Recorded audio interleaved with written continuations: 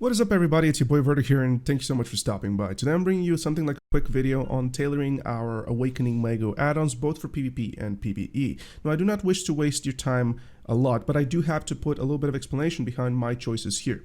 Now, a little bit of a heads up, before you start making any PvP add-ons for any class, you need to understand that usually these are tailored towards your playstyle. Me personally, I have adopted a little bit of a different playstyle compared to many other Maegus, and they have adopted a different playstyle compared to me. We kind of play all a little bit different, so these are specifically done and tailored for my personal playstyle. This doesn't mean that that playstyle is the best or anything like this, but still some of these choices are absolutely grand and you should copy them. The rest, it's kind of really up to you. The way you play, entirely up to you. Think of add-ons as a complement to your playstyle. Once you approach it from this perspective, you kind of start to understand PvP in general and, of course, your effectiveness with Awakening Maegu. And not just that, any class really. So the first one is Ember Claw Slash. It's an incredible ability. It already reduces DP, and already we're putting a DP add-on on it. And the second one is a very vital and important one, and that is to add 15% chance to air smash the target. In reality, you can change this if you don't like it, but every single Maegu that I know is either running with Ember Claw Slash here or somewhere else onto another float. It can be Fan Kick, etc. But in reality, Ember Claw Slash, this is something like the most preferred choice. Going into the Spin Swirl, this is my personal preference thing. So often enough, especially in Battle Arena or, kind of the Node Wars, I find myself using Spin Swirl a lot. Spin Swirl is a little bit of a bait ability. Whenever I'm using them personally, people kind of understand, oh, this is an Awakening Maegu, this doesn't deal any damage, it's not harsh, it's pretty much no impact, and this is what I kind of use on this ability to slow them with attack speed and movement speed.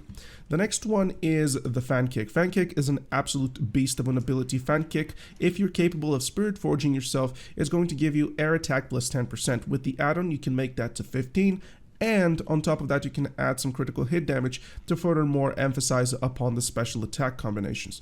So the Fan Kick is something, it's also a little bit of a personal choice. I do like using this, it's really cool, it's a 1v1 thing, however, so this might be a little bit of a issue for you. Really tailor this the way you would like to.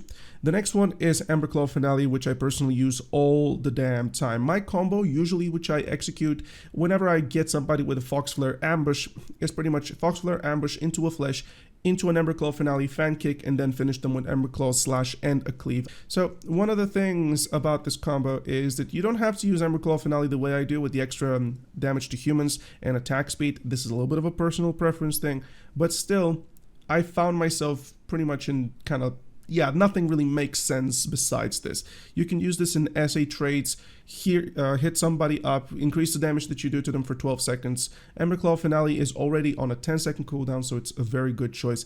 Fox Flare Flash is pretty much, this is, the most brain dead thing. Fox Flare Flash, whenever you're using it, is going to give your critical hit rate already by 30. You're going to do another 30 on it and critical hit damage because, obviously, it's something that can work. And often enough people will ask, well, why do you have Fox Flare Flash critical hit damage while your combo is also Fox Flare Flash critical hit damage into Fan Kick critical hit damage, or vice versa? And the answer to that is really simple. What Fox Flare Flash is a little bit of a super armor thing. So you will find yourself using this pretty much all the time. And if you're hitting somebody within SA trades, etc., you'll find yourself that this critical hit buff will come at you pretty much completely for free. So overlapping these add-ons is not necessarily the worst thing. And the next thing is something that I've done, and I've done this a little bit specifically. Fox Flare Cleave, I've given an all accuracy plus 5% and all evasion rate minus 5%. Now, this is not a thing right now, at least no Awakening Maegu does this, at least to my knowledge right now.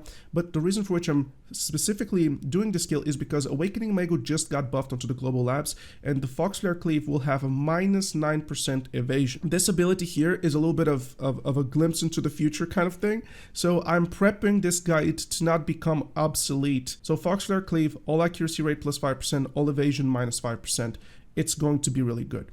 So this is what I can tell you in terms of the PvP stuff. So let me just save this over here for the PvP, and let's go into the PvE side of things. Now for PvE personally, I'm a little bit more of a what you see over here is a little bit more of an all-round specialization, an all-round choice of add-on effects. And what I've done here is, again, we start with Ember Claw Slash, giving it all DP minus 20 and evasion rate minus 5. we're going to go into Twirling Fox Flare, giving it all accuracy plus 5% and back attack damage plus 5%. The reason for we no longer want to have any additional all accuracy on our spammable abilities because, as I said, into the future, Fox Flare Cleave will give us that -9 evasion. So now we can alleviate some of the pressure from other abilities like Fox Flare Flash, etc. So we can really move towards a more well-rounded and more powerful approach to add-ons. So Twirling Fox Flare is where I personally put all accuracy rate plus 5% and back attack damage plus 5. The back attack damage is pretty much a no-brainer. After you Fox Flare ambush, pretty much you can activate the Twirling Fox Flare really viably. This is something that I use on Gaivan Lord, it's something that I'll use on Cyclops when I grind there, etc. I use this quite often, and it doesn't have to be always the same combo. You can pretty much Fox Flare ambush RMB and then go into the Twirling Rhapsody. The Twirling Fox Flare. And speaking of Twirling Rhapsody, this is a brand new choice which I have decided to kind of put on. So the Twirling Rhapsody add-on is something that I highly recommend everyone to pick, especially right now. Twirling Rhapsody is a great ability that you can use in rapid succession to keep up all of these add-ons. And as you can see, despite the cooldown, despite everything that is happening with the ability, you can keep up this entire add-on up and running all the damn time. So not only that you can go into rapid succession through mobs, debuffing them by the -20 for the mid and somewhat more late game oriented spots, but you can also keep a 30% monster AP all the time. In my opinion, this is a little bit broken. This kind of resembles the Train Valkyrie as it did back in the day. But let's talk about the next one, the next ability which I have decided to use, and that's of course the Emberclaw Finale. Similar to the PvP choice, Emberclaw Finale is extra AP against monsters 30 and attack speed against, attack speed 10%. So about the attack speed 10%, since the ability has a 10-second cooldown, you will keep this up and running from this all the time. So attack speed is something really cool.